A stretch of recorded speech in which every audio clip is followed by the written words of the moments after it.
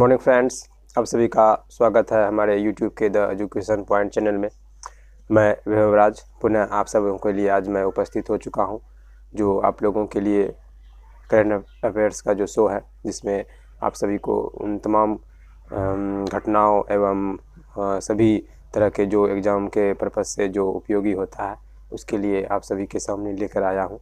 चलिए तो हम इस सारे क्वेश्चन को डिस्कस करते हैं और जानते हैं कि देश विदेश में क्या प्रकार की घटनाएं हो रही हैं जो हमारे लिए ज़रूरी है। तो चलिए सबसे पहले इसको पढ़ लेते हैं एक बार। आज से शुरू होगा नए संसद भवन का निर्माण। शुद्ध जल है मौलिक अधिकार। अनुच्छेद 370 हटने से कश्मीर में शुरू हुआ नया युग। भयाजी जोशी का यह कहना है। जानेंगे इन्होंने क्या कहा। पाकिस्तानी बलों ने बलूचिस्तान प्रांत में छेड़ा आतंक निरोधी अभियान।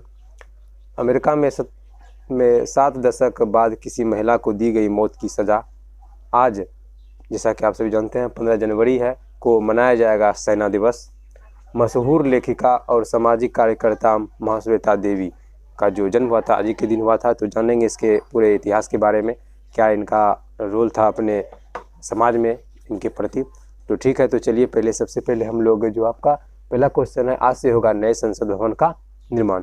जैसा कि आप सभी जानते हैं कि जो हमारे अभी संसद भवन है जो फिलहाल अभी वर्तमान में चल रहे हैं, उन संसद भवन का जो निर्माण था वो करीबन अभी आपका 94 साल हो चुका है उस संसद भवन का। ठीक है, तो जैसा कि आप सभी जानते हैं कि किसी भी बिल्डिंग जो बनता है तो उसका जो एक आयु होता है वो निर्धारित होता है, ताकि उसके बाद अगर उसमें कोई काम किया जाए तो उसका जो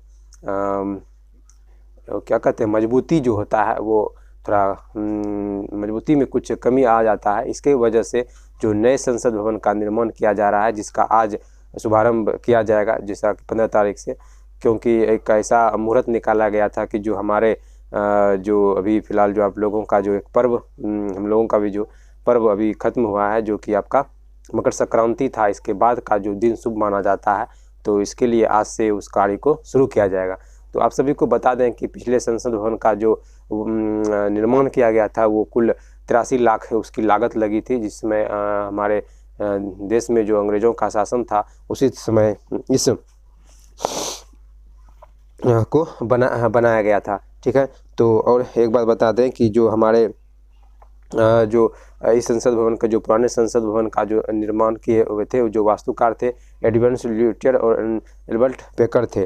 ठीक है, और हर्बर्ट बेकर थे जिन्होंने इस पुराने संसद भवन का निर्माण किया था। ठीक है, तो जो नए संसद भवन का निर्माण हो रहा है वो 971 करोड़ की लागत से शुरू किया जाएगा, जो कि एक त्रिकोणीय संसद होगा। ठीक है, जो अभी जो संसद है वो एक वृत्ताकार शेप में है। जो नया संसद बनने जा रहा है वो एक त्रिकोणीय संसद होगा, 2-3 मंजिला इमारत का होगा। और यह जो आपका टाटा प्रोडक्शन के कंपनी के द्वारा बनाया जा रहा है, तो जो एक गुजरात की कंपनी है उसके द्वारा बनाया जा रहा है। तो आप सभी को ये भी पता होना चाहिए कि जो संसद भवन बनेगा इसके लिए मात्र 10 महीने के अंदर टाइम दिया गया है, क्योंकि जो हम लोगों का 75वां स्वतंत्रता दिवस मनाया जाएगा उस दिन ये बन के तैयार हो जाएगा। तो और आप सभी को ये भी बता दें कि जो अभी संसद भवन जो पुराना संसद भवन है इसको एक म्यूजियम में बदल दिया जाएगा। तो इन सारे फैक्ट को आप सभी सुनकर ठीक ढंग से लिख लेंगे और उनको याद कर लेंगे। ठीक है, तो नए संसद भवन का निर्माण टाटा प्रोजेक्ट्स के माध्यम से बनाया जा रहा है, जो कि गुजरात की कंपनी है। तो ये 971 करोड़ का प्रोजेक्ट है, जो कि एक त्रिकोणीय संसद का निर्माण होगा, जो 3 मंजिला इमारत जितना बड़ा होगा। ठीक है, 3 मंजिल का इसमें बिल्डिंग होगा। ठीक है, तो इसमें बहुत सारे जो इसमें जो फिलहाल जैसे भी संसद भवन में बैठने की सीट 250 है, तो उसमें आपका जो एक विधानसभा के लिए अलग केबिन बनेगा, रूम बनेगा, और राज्यसभा के लिए अलग। तो ये सारी प्रोसेस हैं। जैसा कि आप सभी को बता दें कि लोकसभा में 245 सीटें हैं और विधानसभा में 545 सीटें हैं। ठीक है, तो आप लोगों को जिसमें कि सीट जो इसमें जो आपका इलेक्शन होता है वो 243 से होता है। ठीक है, और इसमें जो होता है 245 से होता है। ठीक है, तो इस फैक्ट को आप लोग याद कर लें। 243 उसमें होता है, 543 विधानसभा में इसमें इलेक्शन होता है। 2 सीटें जो होता है वो उसके लिए जो आपका क्या कहते हैं उसको, जो आपका मतलब जो अदर कंट्री के जो होते हैं, आपको क्या कहते, 10 जनवरी को जो हम लोग मनाए थे, जिसमें कि आप लोगों को बताया गया था कि जो हमारे जो प्रवासी भारतीय दिवस होते हैं, तो उसके आधार पर जो 2 सीटें होते हैं प्रवासी भारतीयों के लिए होते हैं, तो वो सब हम लोग बाद में याद रखेंगे। ठीक है, तो ये था हम लोगों का।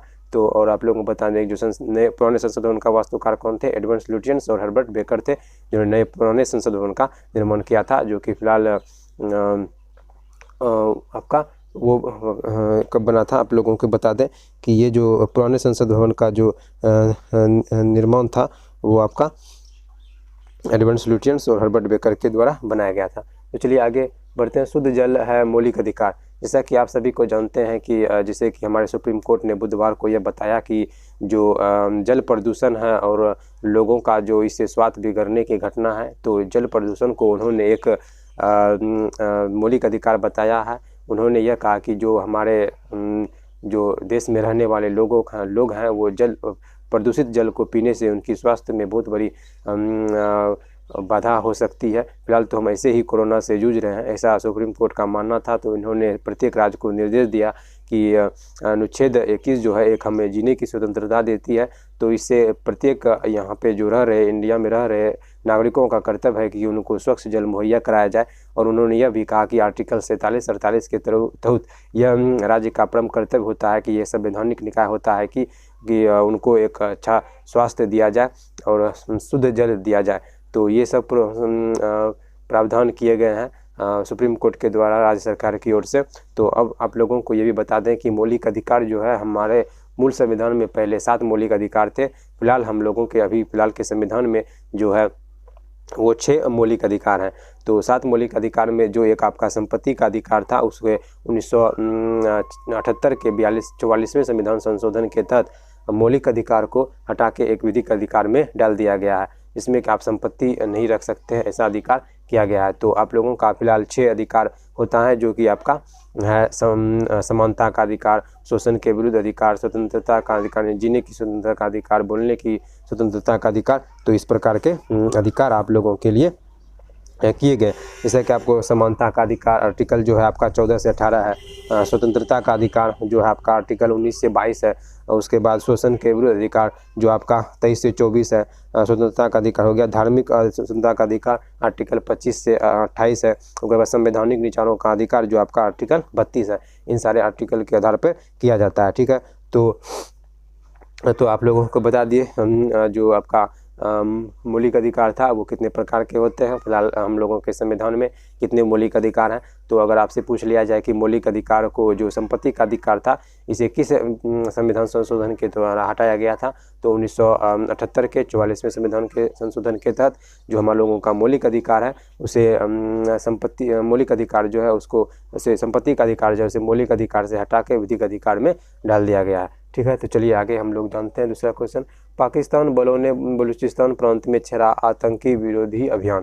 जैसा कि आप सभी जानते हैं, आए दिनों लगातार पाकिस्तान में जो बलूचिस्तान है, तो वहाँ पे बहुत सारे जो वहाँ के सैनिक हैं, जो पाकिस्तान के सैनिक के द्वारा और जो पाकिस्तान में जो आतंकवादी हैं उनके द्वारा पाकिस्तानी बलूच लोगों के ऊपर आए दिनों जाती होती रहती है। फिलहाल 3 जनवरी को जो आप लोगों को पता होगा कि वहाँ पे जो कुछ 11 मजदूर थे जो बलूची थे, जो कि पाकिस्तान में बलूचिस्तान में गए थे, मतलब एक माइल्स में, मतलब कुछ कोयला निकालने की वजह से एक गड्ढा था, मतलब किसी को पता चला तो वहाँ पे गए थे। तो वहाँ पे जो आतंकवादी थे उन्होंने 11 मजदूरों को पकड़कर और पीछे से हाथ बांध दिया गया और उन्हें गोली से भून दिया गया। तो इस तरह की बहुत सारी जो घटनाएं आए दिनों बलूचिस्तान में होती रहती हैं। तो इसके लिए जो वहाँ पे जो प्रांत है उसको आतंक विरोधी अभियान शुरू किया गया है। तो आप सभी को पता होना चाहिए कि पाकिस्तान में जो है वो 4 प्रांत होते हैं, जिसमें कि आपका पहला आता है बलूचिस्तान, पंजाब, सिंध और खैबर पख्तूनख्वा। तो जैसा कि पाकिस्तान के मैप में आप लोगों का जैसे इस तरह का पाकिस्तान का मैप होता है, ठीक है, आप लोगों को बता दें।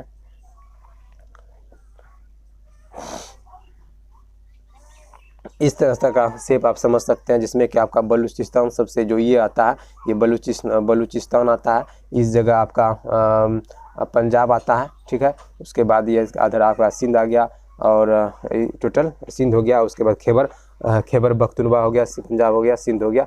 और उसमें जो कुछ छोटे मोटे जो कि आपका आज़ाद कश्मीर वगैरह सब जो हैं, ये आपका जो फिलहाल पाकिस्तान के नियंत्रण में है, लेकिन इंडिया इसे अपना मानता है, तो इस चीज़ को समझ लेंगे। और बलूचिस्तान जो है ये एक यहाँ पे ज़्यादा संख्या में बलूची लोग रहते हैं, जिसके कारण से वहाँ के जो बलूची हैं वो चाहते हैं कि वो अपना एक अलग राज्य बनाना चाहते हैं। वो चाहते हैं कि हम पाकिस्तान के अधीन नहीं रहना चाहते हैं, क्योंकि जो यहाँ पे सुविधा है, यहाँ पे बहुत सारे तरह की जो खदानें सब वगैरह सब जो है, यहाँ पे एक पोर्ट भी है जो कि चीन के द्वारा बनाया गया है, जिसमें सीपेक का निर्माण करते हुए जो चीन बनाया है, तो यहाँ पे एक पोर्ट बनाया गया है बलूचिस्तान में ही।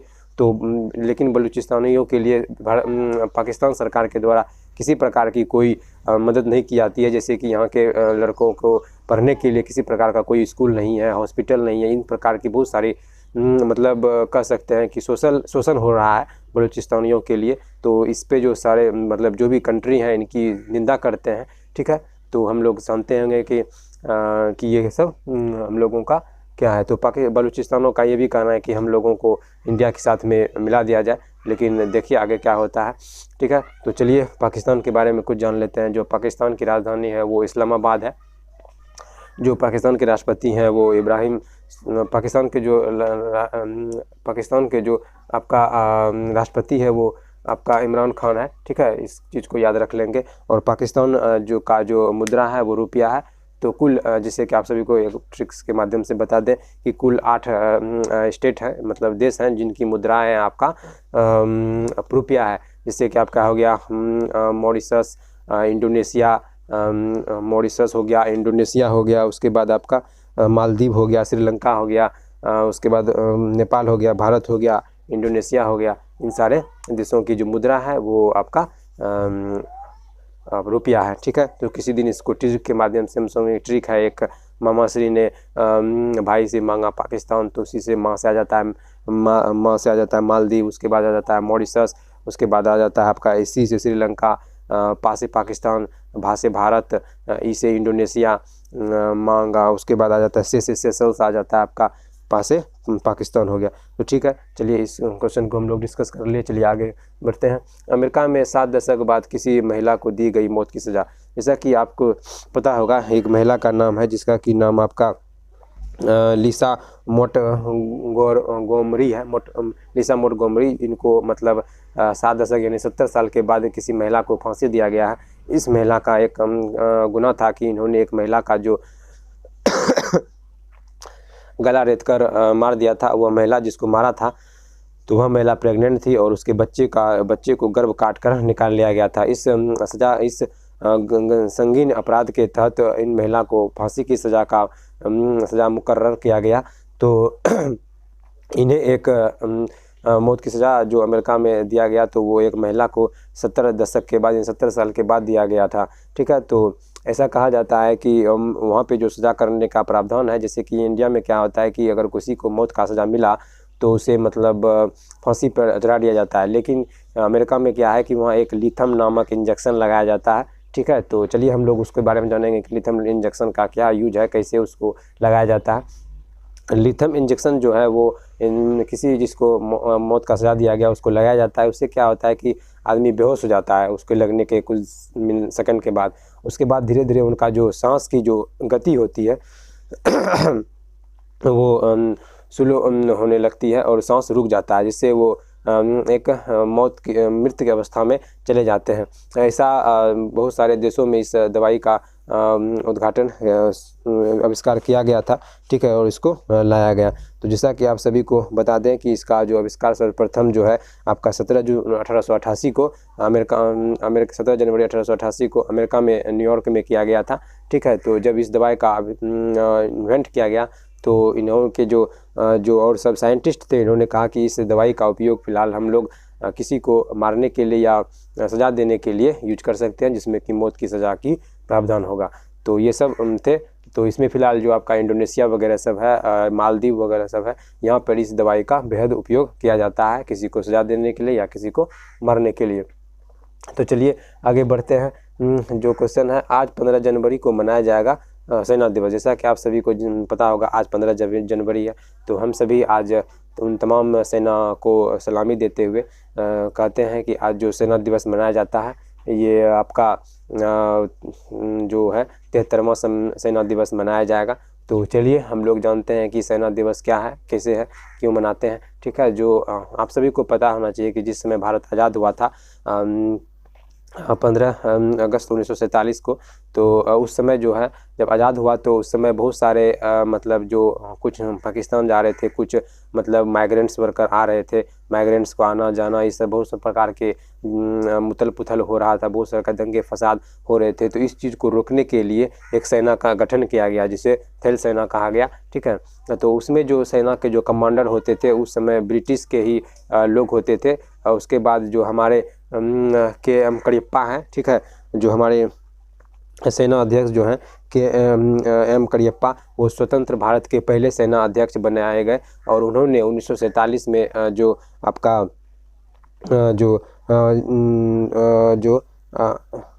1947 में जो आपका भारत पाकिस्तान जो एक वार हुआ था उसमें सेना अध्यक्ष जो है वो एम करियप्पा ही थे। उन्हीं के सम्मान में प्रत्येक वर्ष दिल्ली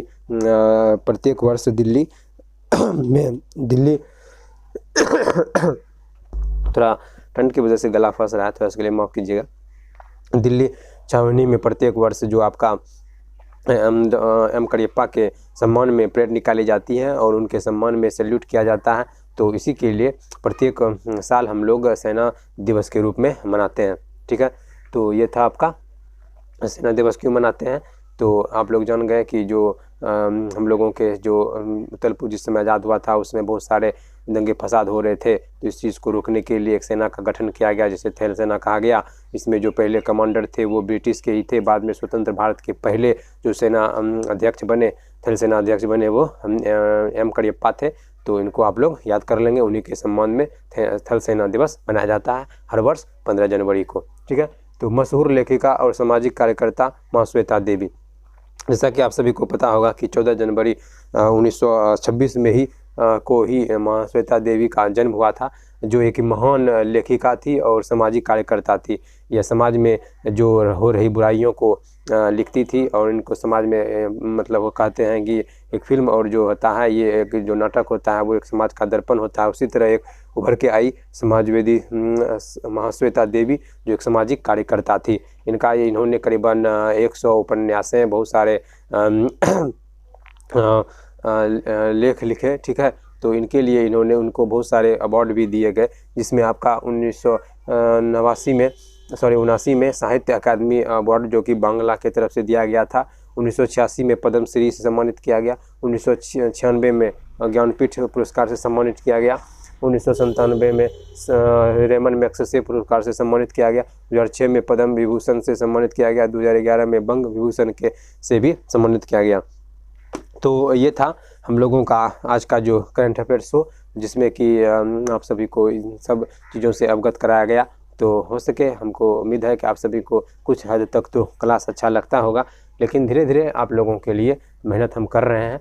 धीरे धीरे हम अपने अंदर जो कमी है उसको दूर करेंगे, तो आप लोगों के सामने एक अच्छी क्लास लेकर उपस्थित होंगे। लेकिन धीरे धीरे फिलहाल हम लोग एक रनिंग प्रोसेस में हैं। तो ठीक है, तो चलिए मिलते हैं अगले क्लास में। तो ज़्यादा से ज़्यादा वीडियो को शेयर कीजिएगा, लाइक कीजिएगा, और चैनल पर नए आए हैं तो प्लीज़ चैनल को सब्सक्राइब कीजिएगा।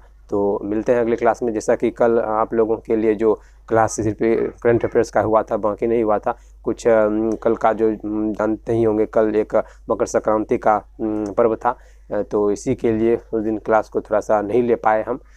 तो आज आप लोगों का सारा क्लास उसी सुचारू रूप से चलेगा। तो ठीक है, मिलते हैं अगले क्लास में। जय हिंद।